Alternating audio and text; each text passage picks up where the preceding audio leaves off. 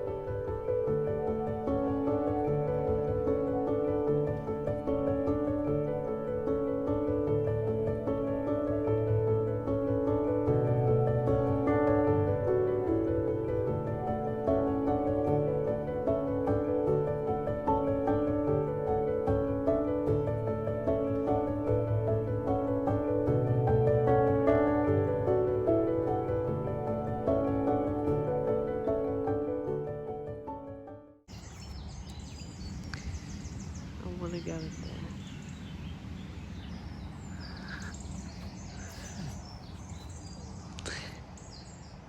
Important start of the day, always have a good breakfast.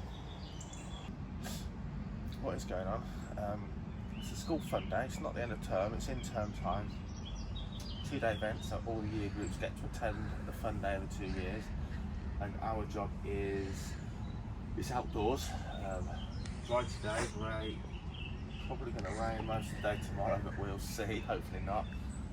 Our job is to meet groups of 15 kids for 15-minute slots back to back, where they'll get to meet and hold a snake and maybe a giant creepy crawly.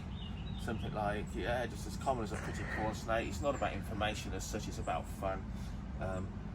Bearded dragons, crested geckos, Brazilian rainbow boa, corn snake, blue beauty snake, tenrec, hissing cockroaches. I've probably said that in a sticking sec. So quite basic stuff, but just all about hands-on fun. So we can rotate the animals. That's why we brought quite a lot. Shall I show them out there?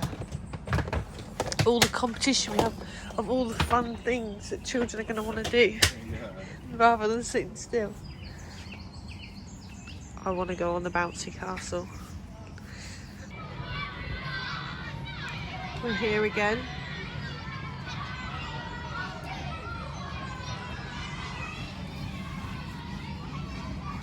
Getting free cakes.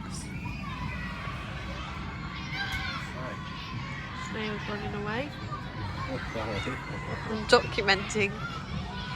So we're here at a local school fun day. And we've been here for 2 days running. We've just brought some animals. Now they're not on display. We're running it in some as like we normally do. The animals are hidden from view, and we're letting the kids meet 1, 2 or 3 in each group. They're having 15-minute slots of 15 kids. Everyone's meeting a snake and something else. You can hear the noise behind us. They've got teacup rides today, they've got swings, they've got bouncy castles, they've got bouncy assault courses, whack-a-rat, sponge the teacher, cream custard pie the teacher. They're having a great day, and for us it's just fun. We haven't got to talk too much information, but cool, yeah, it's getting a bit tiring, only because it is that constant back-to-back, 50 minutes. The animals have done great. We've brought a good team of animals to keep rotating them around, and we've got 4 more sessions to go, another hour, and then we're off. We're off to actually to Northampton Reptile Centre on the way home to get some animal feed, some lizard food, and then some errands to do this afternoon later on. The cool thing is we've met a lot of teachers in the last 2 days, as well as friends of the school helpers, all fascinated about the animals themselves. Many have never held or touched a snake, and we just had the best one ever. A lady come over with a friend and said, "Oh, come and see the animals. I'd like to see a snake. I've never held one." And before we opened the box, she said, "No, I've changed. I'd love a cup of tea, please, with 1 sugar, please." I'm okay, thank you though. Thank you very much. Can you cut that? No, that's all right. You got to have tea. And she was backing away. And I said, I'm not going to be funny. You stay where you are. I'm going to show you a really nice snake. And do you know what? It was the biggest turnaround I've ever met in all the people that have never or thought they were scared of snakes. Literally, within 30 seconds, the snake was crawling all over her. She was holding it in both hands. She wasn't flinching at all. And she was absolutely in awe of the beauty of this Brazilian rainbow boa. How amazing. Somebody that changed their mind. They were that nervous about snake before they'd even seen it, to holding it as relaxed as I am right now and saying, do you know what, I think my daughter would love a pet snake. Absolutely amazing. But a Brazilian rainbow boa like this, it's got the looks, it's got the feel, it's even got a cute face, like a little puppy dog. Pretty cool species to get over your fear of snakes, for sure. Enjoy the rest of the vlog. There he is, little Pedro, the burrowing owl. Now when you come with us on one of our experience days at Icarus Falconry, and you, hose pipe, buckets and rakes, we're cleaning out, and you, it's Friday, big old clean out day, mow the lawns. Look at this, Kyle's done this for me today, thank goodness, because we have been very, very busy, as has he, but he's done a lovely job mowing. When you come and fly the birds with us on our experience days, Pedro the burrowing owl is a perennial favourite, and I think it's because that guy there, you know, he lands on your bare hands. You don't need a gauntlet or a glove to stop him scratching you, so you get a real connection. And this is his flying area. Now, over here's a orchard, part of the orchard for the house, and this is his little flying arena here. So what Kyle's done, the grass has been getting a little bit rougher in here, which of course, from the orchard point of view, it makes no difference whatsoever. But for burrowing owl, little tiny legs like that, spends his time on the ground. He was getting bogged down in the long grass. So you can see it's really rough looking now, and that's because, as anyone that mows lawns know, if you let it get too long and you cut it down, you've got all the stalks until it greens up. Here's his little mound, little area he works from the perches. He comes down, he runs through his tunnel, does his little routine, runs around on there, lands on your hand. Absolutely stunning. And, you know, a lovely little setting for him, lovely little arena here. If you have been watching our vlogs for any length of time, you will have known, or you may remember, that this whole area was going to be completely transformed for Pedro's area. We were going to dig out quite a large circle, find gravel, put some better tunnels in, and make it like a real burrowing out experience with little grasses, ornamental grasses growing and such like that.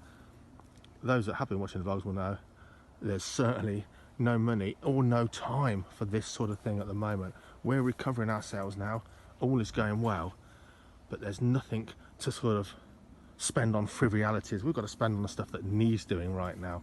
A lovely little area. Thanks to Kyle for mowing this down. And that's what we sort of specialise in here at Icarus Falconry. You get to fly the birds yourselves. You become a bird of prey handler for a day, like a falconer for a day or a half day. And you fly a variety of birds with our trained falconers. But it's not just that. We've got a couple of really unique selling points. One is we fly our birds in the wonderful grounds of the Holdenby estate. So if you fly a tawny owl with us, we fly it in the woodlands. So you get to see the natural behaviour of a tawny owl and how it twists and turns through the branches. If you fly a burrowing owl, that's his arena there. If you fly a soaring bird, we take you to a lovely slope and let these birds soar in the wind above the tree line. And I think one of our other unique points is, or quite unique, is really that we use, or we fly in just small groups. So it's a maximum of 5 participants. Very often you'll be lucky and there'll be less than 5 of you. So it's really personal. You get lots and lots of time flying the birds. Friday we're shut because Friday is the big maintenance day. We don't want to be mowing lawns and strimming while you're here having the most beautiful relaxing time. So today's the busy day, the downer day, the days where most of the birds actually get a day off from flying, and we're doing the tough stuff that you've got to do to keep a place looking beautiful. And then at the weekends, if you live in the UK and you haven't checked out Holdenby.com to buy your tickets to come here at the weekends, what are you thinking of? Holdenby.com, come and see Icarus Falconry Centre for yourselves, come and talk to us for yourselves, and of course you'll get to see the birds. We put on at least one flying display every day. We put on at least one animal talk every day. Now that could be something from my rare and unusual giant snakes. That could be Meet Norma, our tame hedgehog. It could see us opening a moth trap and delighting you in the wonder of moths which you thought were grey and brown. With champion British wildlife, we're going to go on to champion British wildlife as this place evolves and progresses. We've got some great things in store for next year, fingers crossed, but there's loads going on this year. Your ticket on Holdenby.com gets you the access to the Falconry Centre at the weekends. It gets you into all the beautiful gardens of Holdenby and the history of the house and its grounds. You get to meet us. I know that's a bit of a downer. You get to meet some wonderful animals and see birds of prey flying. An absolute holistic family experience for anyone interested in wildlife, nature or the great outdoors. Get on there. Unashamed plug. For now, back to mowing, back to cleaning, back to mucking out. So this place is looking as best as it can, ready for you to come and pay us a visit at the weekend. Enjoy the rest of the vlog.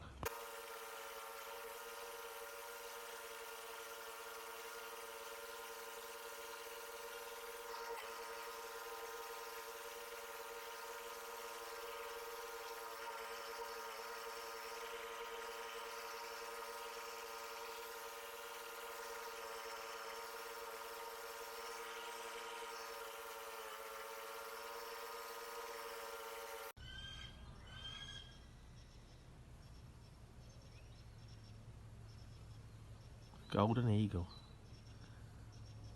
Living legend. Quite seriously, really. One of the most iconic apex predators in the world. Small children, adults, everyone know the golden eagle. Even if they've never seen one, even if they don't know what one looks like. What a stunning, magnificent bird of prey. And like anything you work with daily or do daily, maybe you're a fighter jet pilot, who knows, but when it's every day, as crazy as it sounds, sometimes you do have to pinch yourself and remind yourself how lucky you are, and to be able to work with, train and fly a golden eagle if you're a falconer. Not for everyone, but it's certainly one of those things that really is special, and you have to remind yourself it's a privilege. What a privilege, not a right, is it? It's a privilege. And a lot of luck, a lot of drive, determination and passion just to get to the point, really, of flying one of these birds and working with them. We're mowing the lawns. He's got his hood on, so he chills out, so I have to mow right around him. We haven't had to, but we have. And from my point of view, he's nice and quiet.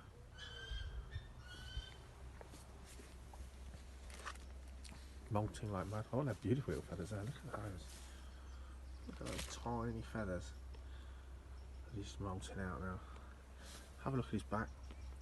The darker feathers are newer feathers, and the very palest feathers are maybe 2 or 3 years old now. Golden eagles, big birds, they don't molt all of their feathers every summer like a lot of the smaller raptors do. And so they actually bleach in the sun. So the feathers that are really old, well, the oldest feathers are the palest feathers. What a beautiful bird.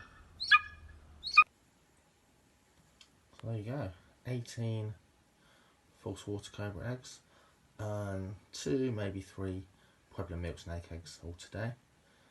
Snuck them in there. The Pueblos will hatch probably about 10 days before the others. They're in there for now until we get them to the incubator. Fingers crossed. Need to rehydrate a little bit, but they'll be fine. Wow. First time I've tried to breed bull snakes.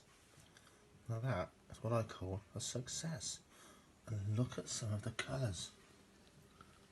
Look at those beauties. Already hissy and feisty. True bull snakes. Or true baby bull snakes. Look at the patterns on some of these. Really, look at that.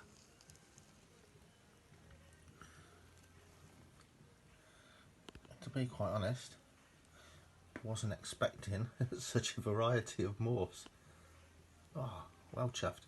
Anyway, we're going to pop these into here for a few days until they all slough, and then we'll sex them and separate them and sort out where they're all going to go.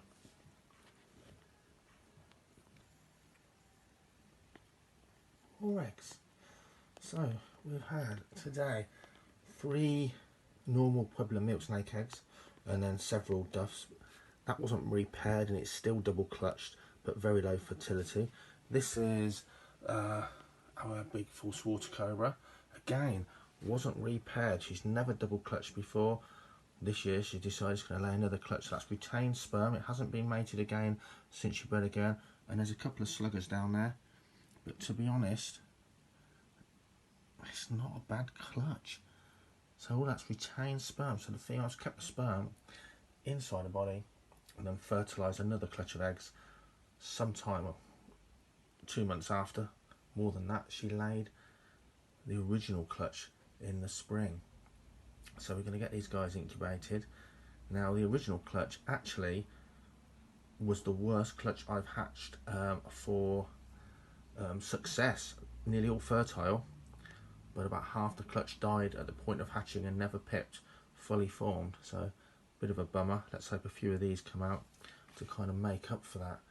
So she's now cleaned out, she's got fresh water, and we'll give her 24 to 48 hours and then we'll start really feeding her up. And I really hope that's it, because these take calcium from her body, they take goodness from her, and obviously we need to pack that weight and that sort of goodness back into her now.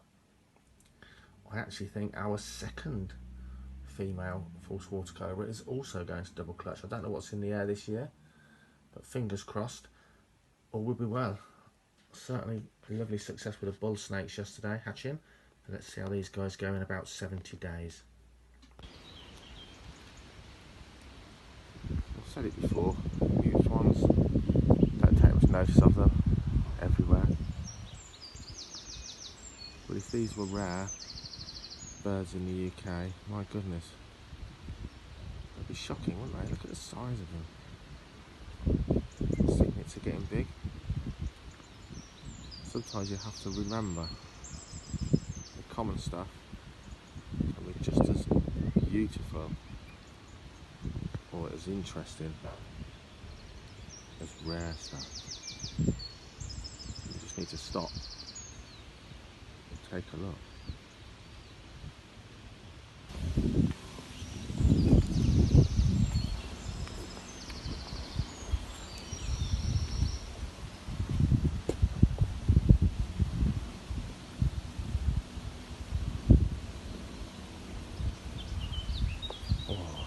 We want to get a fishing rod out. Look at that. Fast flowing there over the shallows into a deeper pool. Goodness me.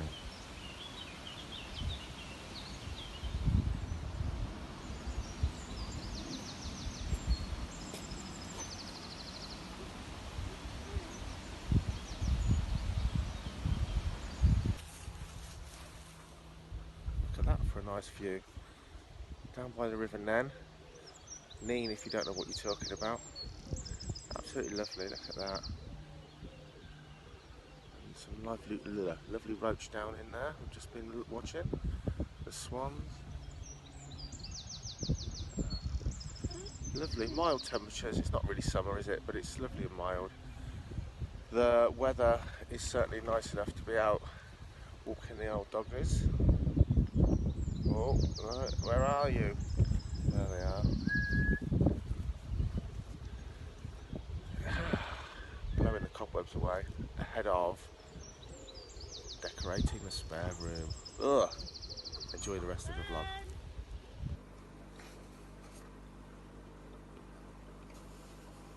These are the baby great crested newts. And here's a block of frozen Daphnia. And you can see they can smell it. They've congregated underneath it, 2 of them already. It's not random. And they are now eating frozen food, almost eating each other there, as well as live food. Watch this. So that's a frozen block of Daphnia, and you can see he's gulping some of food from that. You could if it would actually focus. They're quite amazing. Live food eaters. They've grown to a reasonable size now, and they're getting live food. They're getting live Daphnia sweeping from the pond. But they're also getting frozen daphne and frozen bloodworm. I don't know if there's any more on show. Let's have a look. 1, 2, there's certainly several in there. There's another one down there. It's really troublesome focusing through the glass. He's just come up for air, so their lungs are developing. Still got their feathery gills. Hopefully, these will metamorphose into some nice little tail nipping grey crested newts. If you haven't watched the vlogs before, these guys are from a long line of captive bred, authenticated captive bred crested newts. And they're off. Early morning sunshine. We'll set that up for a bit, and then the munching will begin.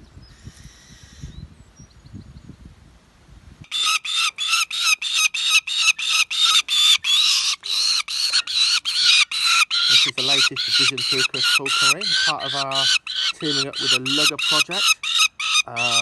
She's waiting for a tea now, so you can see not only is she biting me because she wants to eat me, she's talking away and yakking away. She's imprinted, she's hand-reared, so she thinks humans are her mum, and she thinks probably most humans are going to feed her something.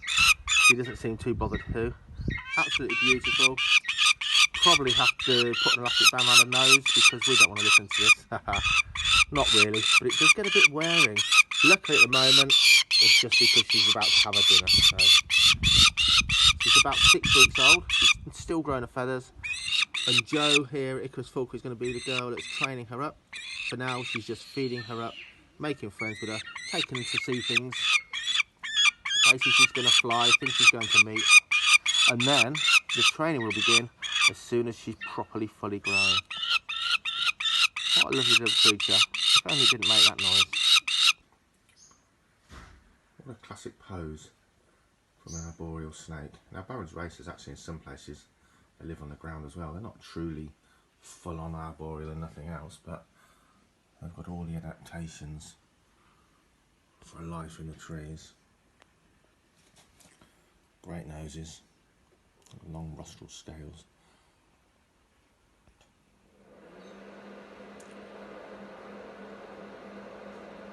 Absolutely gorgeous.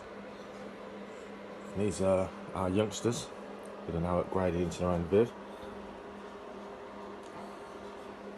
Outgrowing their rearing enclosures now.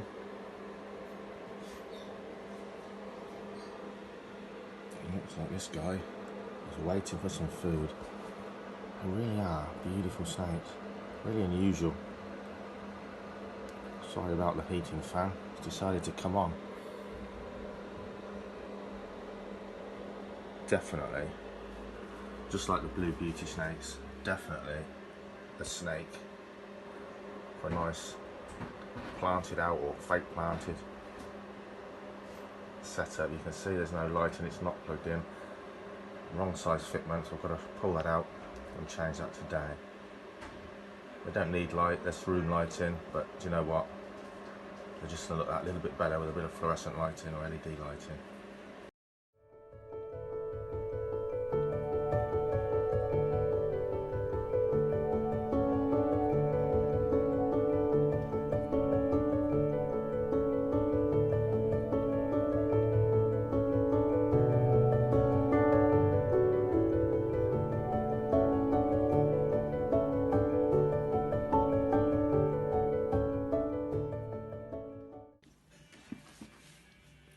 Look at this stunner, an apricot Pueblo milk snake, and she's just laid her second clutch of the year, and it'll be her final clutch of the year, I hope.